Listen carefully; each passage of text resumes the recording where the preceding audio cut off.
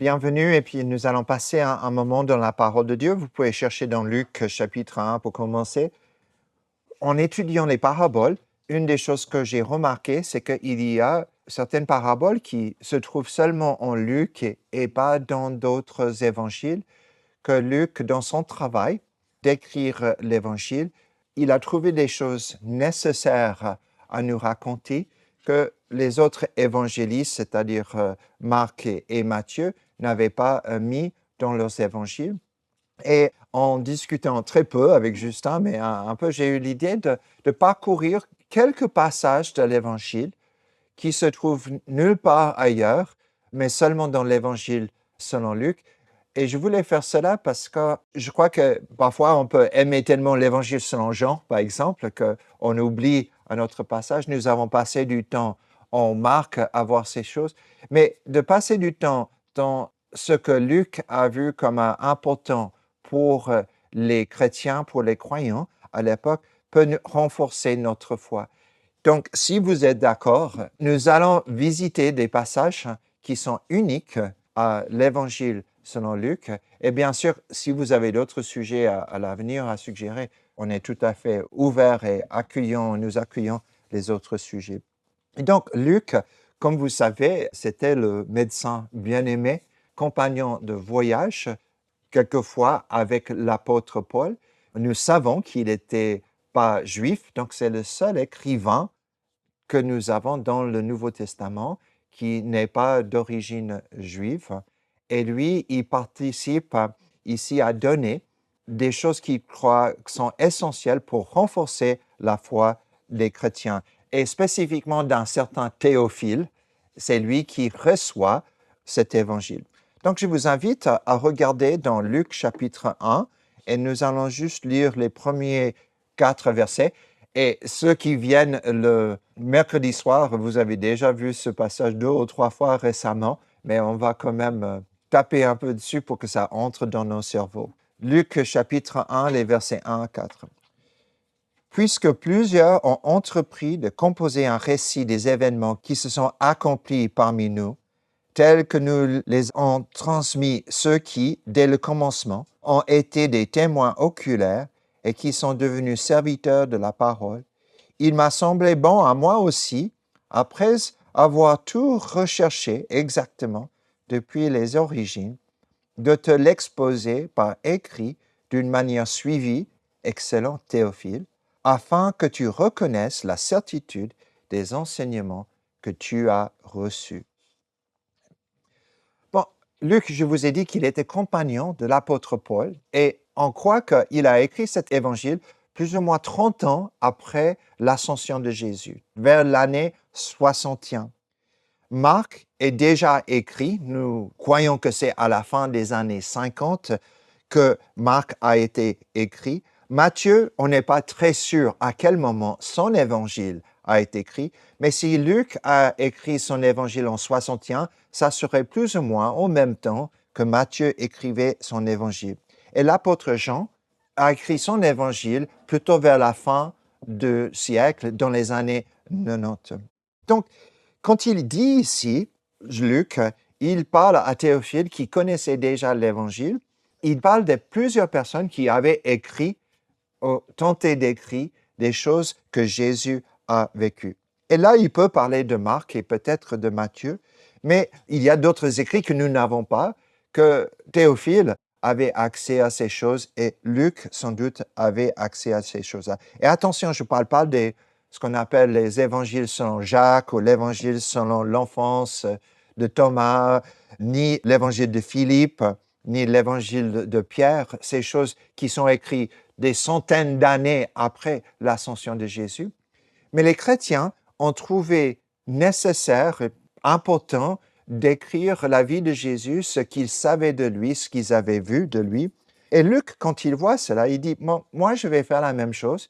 Et sans doute, à travers des entretiens personnels qu'il a eus avec des témoins oculaires. C'est cela qu'il dit dans notre texte, des gens qui ont vu ces choses.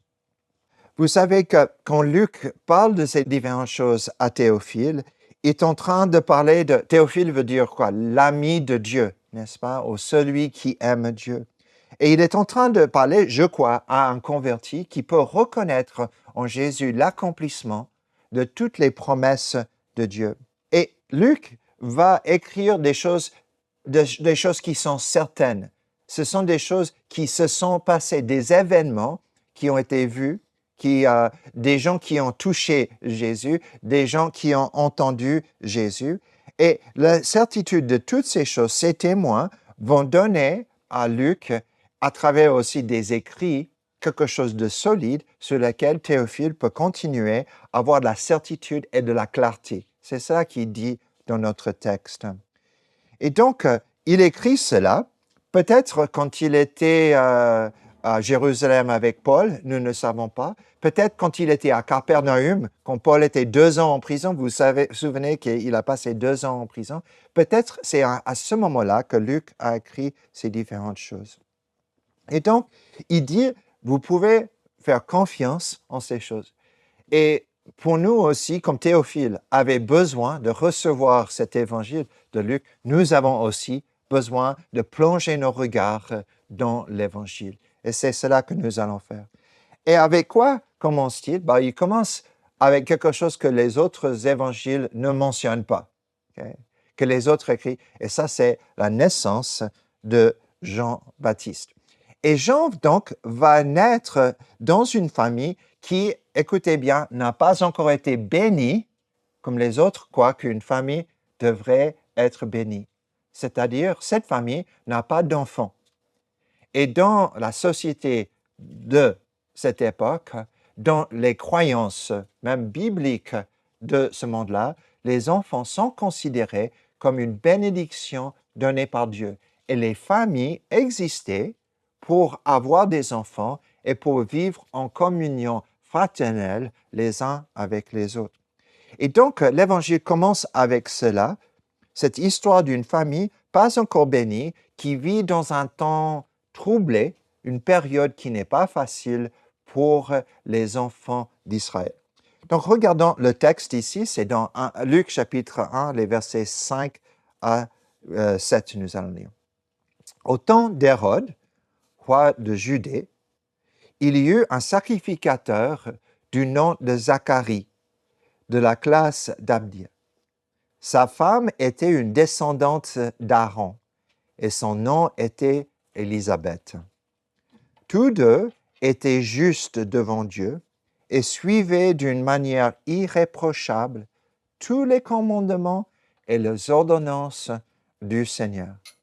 Mais ils n'avaient pas d'enfants parce que Élisabeth était stérile et ils étaient l'un et l'autre d'un âge avancé.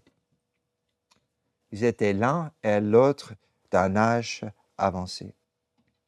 Bon, remarquons ce qui se passe ici. Luc met Théophile dans la période de temps où toutes ces choses, il parle de quelque chose qui passait quelques 60 ans, ou même 65 ans, avant le moment qu'il écrit ces différentes choses. Il va parler de la naissance d'un enfant qui est donné à un couple âgé, un couple obéissant à Dieu, qui sont des descendants d'Aaron. Aaron, le frère de Moïse, qui est le premier souverain sacrificateur d'Israël. Et donc, cet homme Zacharie, qui est sacrificateur de la famille d'Aaron, et Élisabeth aussi de la famille d'Aaron, Zacharie sert le Seigneur comme prêtre, et sa femme aime le Seigneur et obéit à tout ce que Dieu lui demande de faire. Ces personnes, comme j'ai dit, sont descendants d'Aaron, tous les deux. Et c'est intéressant les noms qui sont là. Zacharie, je ne sais pas si vous savez ce que son nom veut dire, mais le nom est donné ici et la femme aussi. Zacharie veut dire Jéhovah ou Yahvé se souvient. Dieu se souvient. Et Élisabeth veut dire la promesse de Dieu ou le vœu de Dieu. Si on met les deux ensemble, nous avons quoi? Yahvé se souvient de ses promesses. Yahvé se souvient de ses promesses.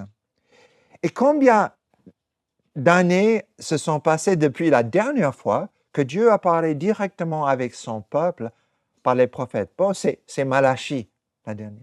400 ans avant ce moment-ci, Dieu avait parlé, mais il n'a pas encore parlé directement à son peuple, à nos connaissances. En tout cas, la Bible hébraïque et la Bible aussi que nous avons n'a pas de prophétie pendant cette période de temps. 400 ans, c'est pas 400 ans. OK, j'ai cherché, il y a 400 ans, j'ai fait les maths. 400 ans, ça fait 1626. Ah, c'est pas mal, hein? OK? Ma manière de compter les choses. Mais vous savez qu'en 1626, l'île de Manhattan a été achetée pour 60 florins des peuples indigènes. 400 ans en arrière. Il y avait les peuples indigènes, mais il n'y avait pas de ville de Manhattan. New York n'existait pas. Et en 1626, la nouvelle basilique de Saint-Pierre a été construite et inaugurée. Okay? Ça fait 400 ans que ce nouveau bâtiment existe, bâti sur un endroit où il y avait d'églises depuis 1300 ans, même avant cela. Mais juste pour vous dire, vous dites, 400 ans, c'est un temps, un long moment qui est là. Et Dieu n'avait pas parlé par ses prophètes ici. Et là, déjà, Luc dit que Dieu va agir. Dieu va faire quelque chose. Car Dieu, Yahvé, se souvient de quoi? De ses promesses qu'il a données à son peuple. Et pourquoi il parle de Aaron et des prêtres? Bon, Aaron, ça nous parle de délivrance de l'Exode. Vous vous souvenez, c'est lui qui va aller avec Moïse et c'est lui qui va parler directement avec Pharaon. Il est le porte-parole de Moïse et de Dieu. Et les promesses qui sont là, bon, ce sont les mêmes promesses que Dieu a données à Abraham, à Isaac et à Jacob. Et quand nous regardons leur qualité, ils disent ici dans les textes, vous avez vu ce qu'il dit? Ils étaient quoi? Ils étaient justes. Justes devant Dieu. Et irréprochables quand il fallait suivre les commandements de Dieu. Vous voyez, parfois on parle des gens qui vivaient sous la loi et ils pensaient que à des choses, n'est-ce pas? Dieu ne veut qu'on obéisse les lois. Et tout. Ici, nous avons des gens que de tout leur cœur, ils voulaient faire ce que Dieu demandait d'eux. Mais ils n'avaient pas d'enfants. Ils n'avaient pas d'enfants. Je vous ai dit que les enfants étaient considérés par les peuples d'Israël comme un cadeau de Dieu. Je veux juste vous lire un petit psaume qui vous montre cela. C'est le psaume 127. Voici que des fils sont un héritage de l'Éternel. Les filles aussi, ok, mais juste que vous voyez. Le fruit des entrailles est une récompense, comme les flèches dans la main d'un héros. Ainsi sont les fils de la jeunesse. Heureux l'homme qui en a rempli son carquois. Ils n'auront pas honte, car ils parleront avec les ennemis à la porte.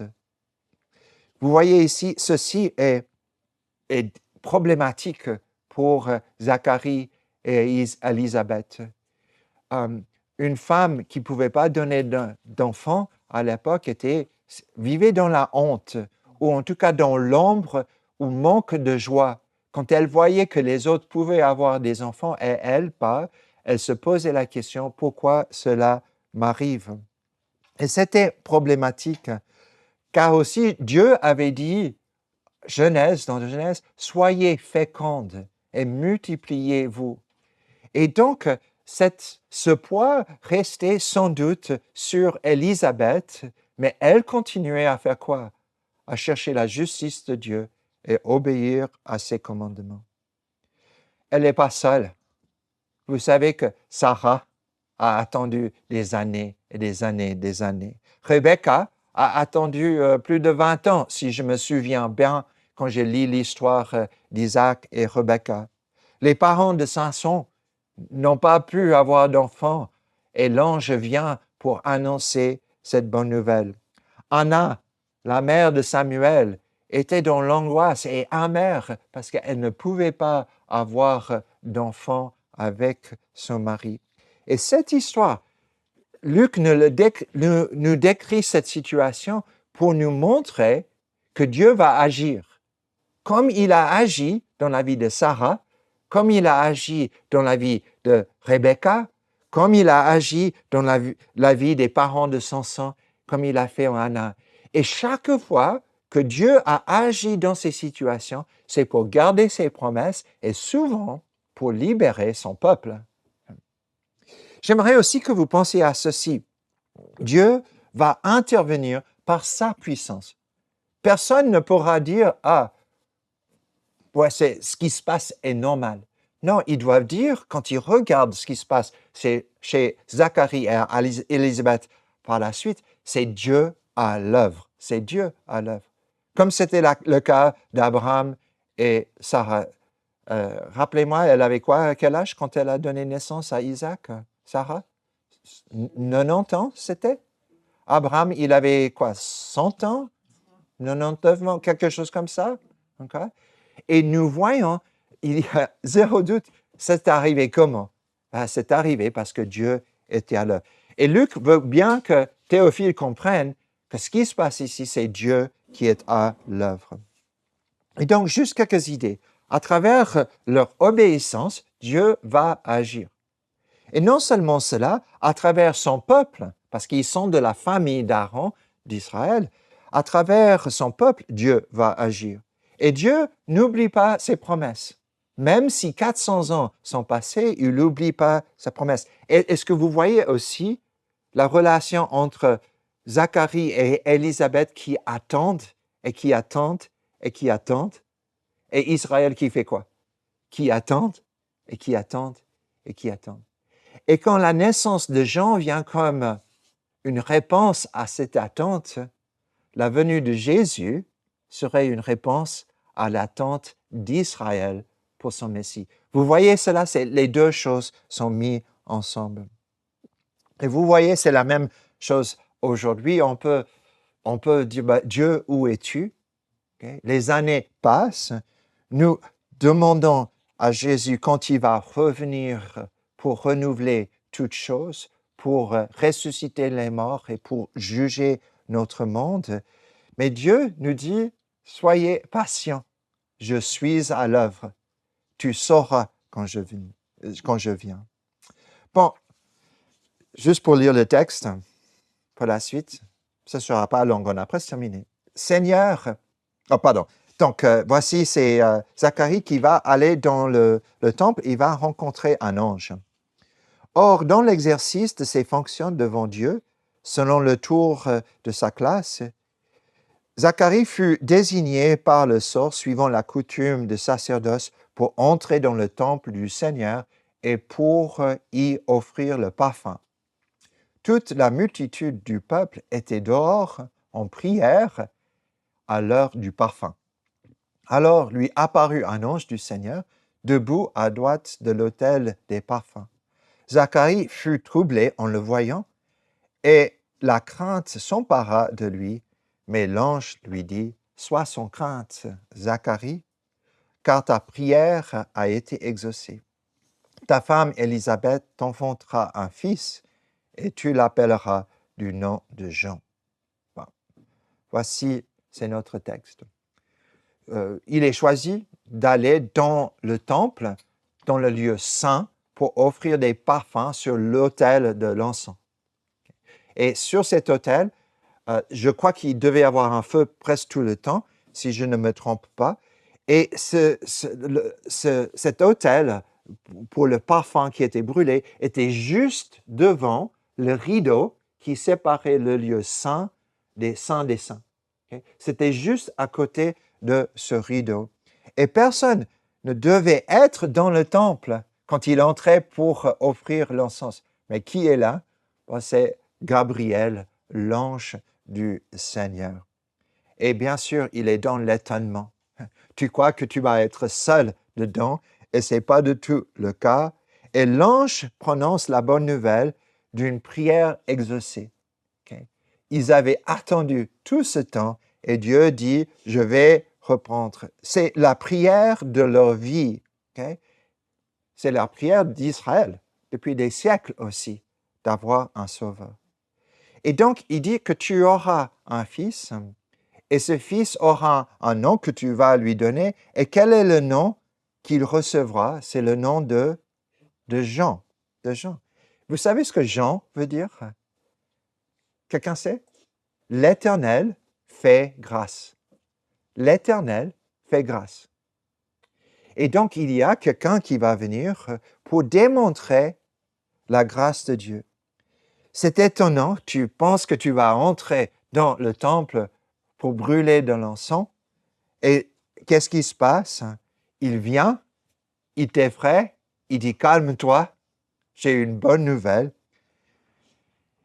Bon, regarde ce qui se passe.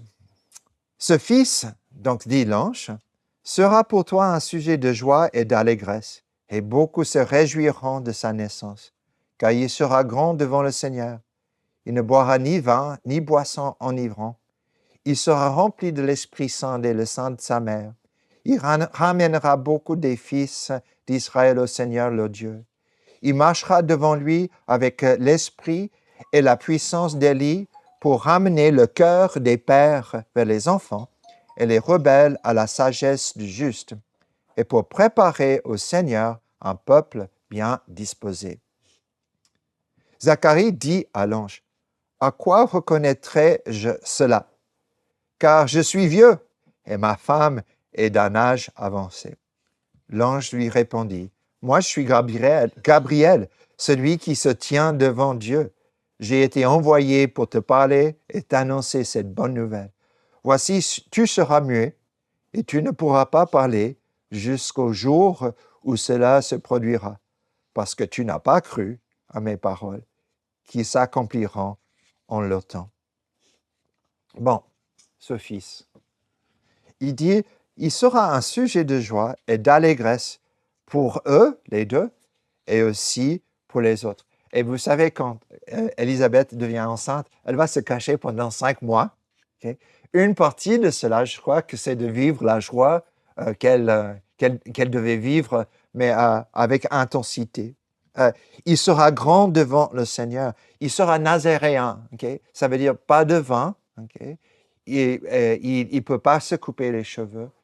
Ça veut dire aussi pas de contact avec les cadavres. C'était des règles assez strictes, mais lui, depuis le sein de sa mère, elle ne pouvait pas non plus boire de vin. Il allait être nazaréen. Rempli de l'Esprit de Dieu avant sa naissance. Avant sa naissance. Et l'Esprit puissant d'Élie sera sur lui. Vous savez qu'il y a quelqu'un qui a demandé une double portion de l'Esprit d'Élie. Vous vous souvenez? C'était Élisée. Est-ce qu'il a reçu? Ben oui, il a reçu. Et Dieu veut mettre cet même esprit dans Jean-Baptiste, cet esprit prophétique qui annonce la repentance et appelle le peuple à Dieu. Et il va ramener le cœur des pères vers les enfants, c'est-à-dire l'harmonie, la réconciliation dans les familles, les rebelles à la sagesse des justes, c'est-à-dire les gens vont venir à la repentance pour préparer un peuple prêt pour le Seigneur. Bon, que fait-il ici, Gabriel? Il cite l'Ancien Testament. Les anges, ils connaissent l'Ancien Testament de Dieu. Regarde ce que nous pouvons lire dans Malachie chapitre 3, les versets 23 et 24. « Voici moi-même, je vous enverrai le prophète Élie avant la venue du jour de l'Éternel, jour grand et redoutable. Il ramènera le cœur des pères à leurs fils, okay, et le cœur des fils à leurs pères, de peur que je ne vienne frapper le pays d'interdit. » Et donc, l'ange annonce la bonne nouvelle, et Zacharie, il dit « chouette, merci ». Il dit non. Moi, je suis vieux et ma femme est âgée. Okay.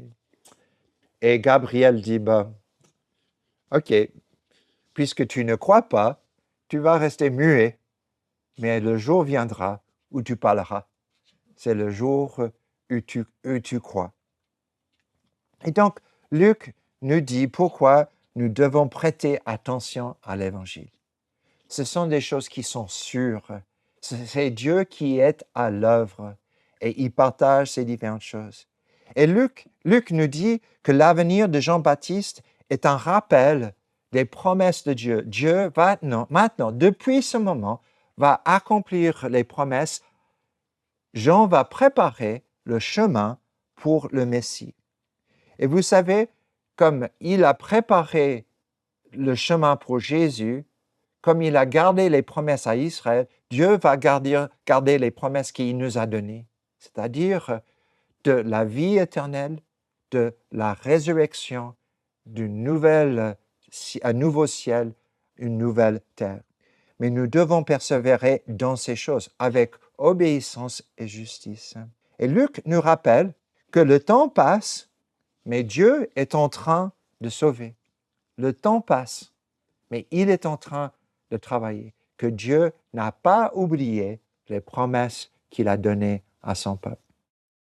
La semaine prochaine, on va explorer juste un tout petit peu plus de Jean-Baptiste, parce que parfois, on le voit un peu comme un personnage secondaire.